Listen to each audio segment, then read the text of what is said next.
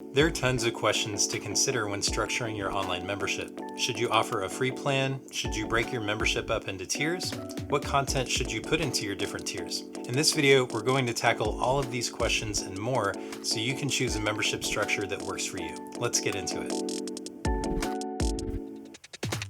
The questions and advice in this video aren't a one-size-fits-all, but hopefully as we work through them, you'll get a better sense of how you can organize your content to offer the most value to your members. The first question we're going to cover is, should you offer tiers? Offering a single membership tier can make things really simple, but you might be limiting your earning potential. Offering different membership levels can give potential members more options, but then you have to manage access for each of those levels. So how do you choose between single or multiple tiers? Generally, offering multiple options ends up being a win for everyone. Members can choose between options that fit their individual needs, schedules, and budgets, and you can make more money by having something to offer each person who's interested in your membership. It's kind of like the approach department stores take. They have items worth hundreds of dollars like TVs and computers, but they know that not everyone who walks through their doors is ready or able to make that kind of purchase. So they also sell 49-cent candy bars and $10 hand towels and $29 hair dryers. That said, the choice of whether to offer multiple tiers depends on your unique circumstances. Answer the following questions to get a clearer picture. How much time and energy do you have? As I stated before, a single membership tier is much simpler and easier to manage than multiple tiers. If you're running your membership on the side and you've got limited time or energy, it may be worth considering keeping it simple for now.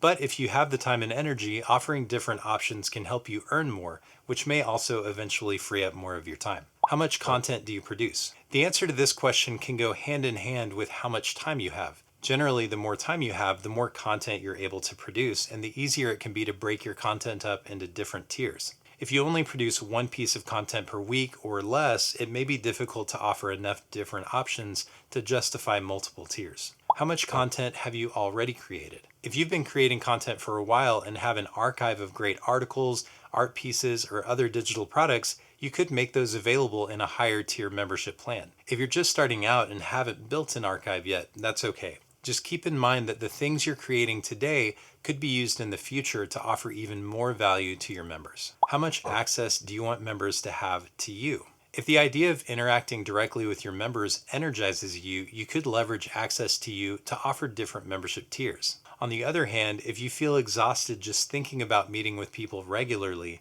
that may not be the best path to offering multiple tiers. If after carefully considering these questions, you decide to offer multiple tiers for your membership, that leads into another great question. Should you offer a free membership tier? To answer this question, I'll share some pros and cons for offering a free membership tier and then talk about an alternate approach that may be a better fit. Pros. A free membership can give you access to someone's inbox. It's a way to build a community. It can be a powerful way to move people further down the funnel. It sets a precedent or expectation for exclusive access to your content. Cons. Free members may not fully value your work. Free members are not as likely to take action on the content you provide.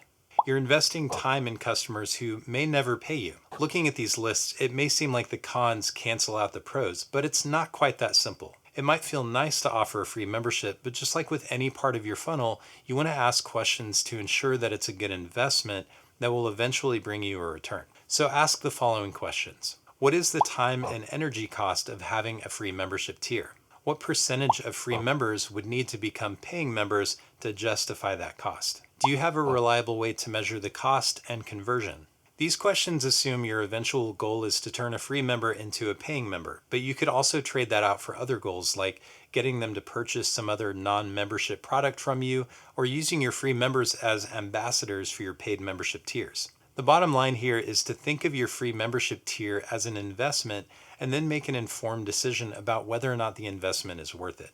As an alternative to offering a free plan, you might consider offering some tier of your membership as a free trial. This can be a great way to give people a taste of the value you have to offer and leave them wanting more so they're more motivated to purchase one of your paid plans. This can also be easier to manage than an ongoing free plan. There are a couple of downsides to consider.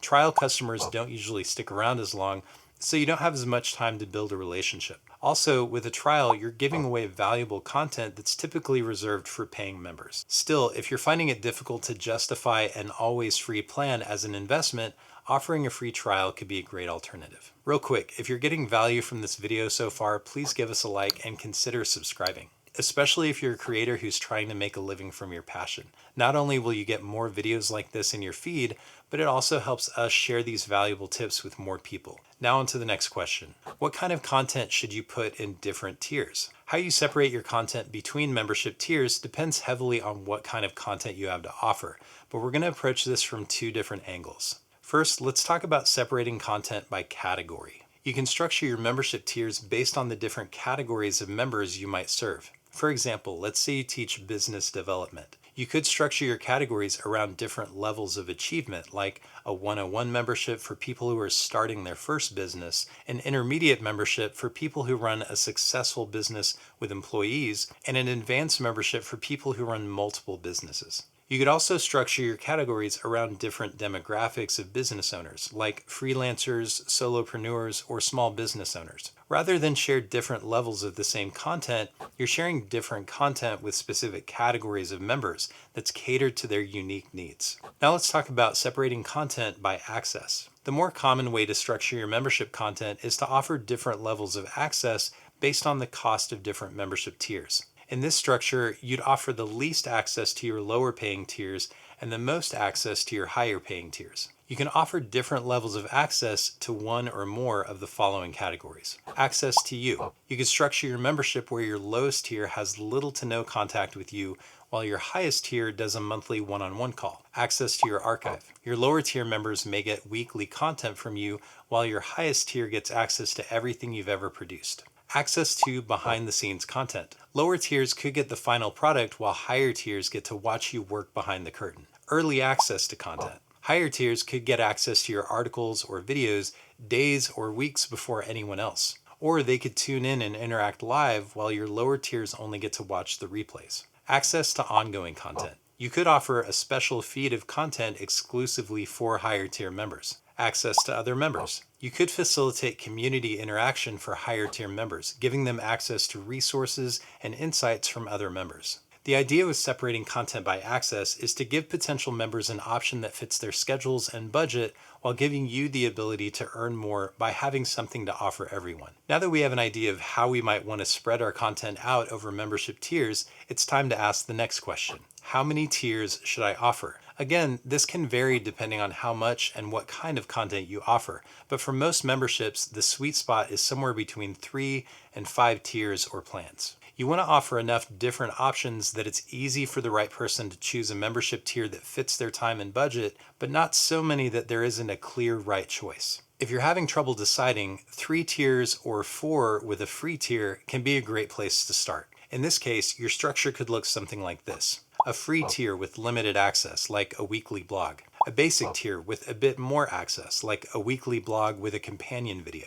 A standard tier with full access, like a weekly blog and access to a live stream of a companion video. And a premium tier with everything plus a few extra perks, like all of the above plus a bonus premium member-only podcast. Now I'm using basic, standard, and premium as placeholder titles, but would those work for your actual membership tiers? That leads us to our next question. How should you title your membership tiers? While you can get away with basic, standard, and premium, those titles don't really do much more than create a distinction between the different tiers. When it comes to naming your tiers, you want to try to find titles that do the following. Differentiate from the other tiers.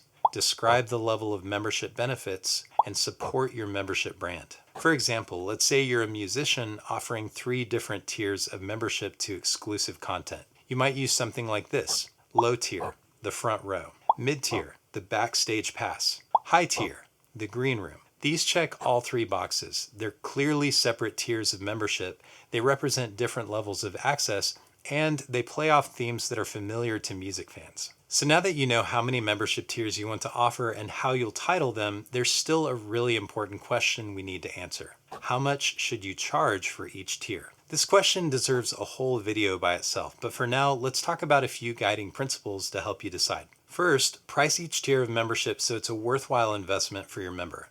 Ask yourself the following question. If someone pays for this level of membership, are they getting at least the equivalent amount of value, or could they potentially make their money back by putting my content into action? Most creators have a hard time being fair with themselves on this question, so it might be worth asking others who are familiar with what you do. Second, price each tier so that one isn't too close in cost to the other. One of the most common mistakes creators make with their membership tiers is having prices that are too close to make it a clear decision. This often results in people feeling like they're paying too much for a lower tier, or you feeling like you're leaving money on the table by not charging enough. This might mean you need to adjust the level of perks or access in one or more of your membership tiers, but it's worth it if it means making it an easier choice for your members. Finally, put a fair premium on access to your time and energy. Of everything you have to offer, your time and energy are by far the most valuable. If you're offering access to you, make sure that's reflected in your pricing. If you value your time, others will too. A somewhat related question we could ask at this point is, should you charge monthly or yearly, or both? In most cases, offering both a monthly option and a discounted yearly option is a great choice because it gives your members options that fit their budget and commitment levels. If you share ongoing content every week or month, this is probably the best option. If your content is structured specifically for a year-long commitment, which might be the case if you run membership cohorts, you probably only want to offer a yearly option. On the other hand, if you're not 100% sure you'll continue offering the same options or content a year from now, it would make more sense to only offer a monthly option so you don't lock yourself into something you can't sustain. I know we asked a lot of questions and covered tons of ground, but hopefully your answers to these questions leave you feeling more confident about structuring and selling your online membership. Comment below if you have any questions, and again, if you found this content valuable, please subscribe and hit the notification bell. That way you never miss a video and it helps us out a ton. Thanks, and I'll see you in the next video.